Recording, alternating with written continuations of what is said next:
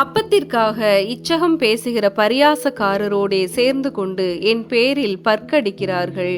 ஆண்டவரே, எதுவரைக்கும் இதை பார்த்து கொண்டிருப்பீர்?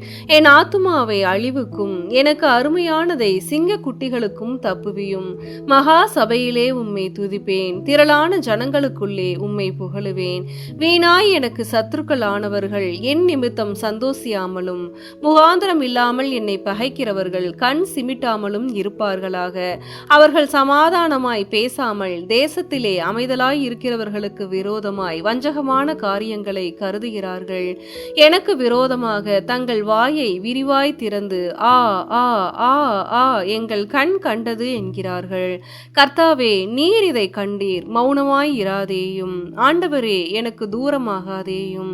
என் தேவனே, என் ஆண்டவரே, எனக்கு நியாயம் செய்யவும் என் வழக்கை தீர்க்கவும் விழித்து கொண்டு எழுந்தருளும். என் தேவனாகிய கர்த்தாவே, உம்முடைய நீதியின்படி என்னை நியாயம் விசாரியும். என்னை குறித்து அவர்களை மகிழ ஒட்டாதிரும்.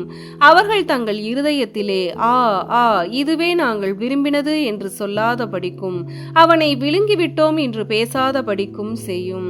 எனக்கு நேரிட்ட ஆபத்துக்காக சந்தோஷிக்கிறவர்கள் ஏகமாய் வெட்கி நாணி எனக்கு விரோதமாய் பெருமை பாராட்டுகிறவர்கள் வெட்கத்தாலும் லச்சையாலும் மூடப்பட கடவர்கள்.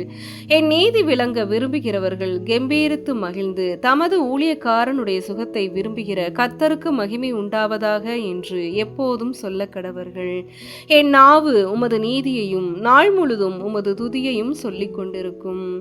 ஆமேன்.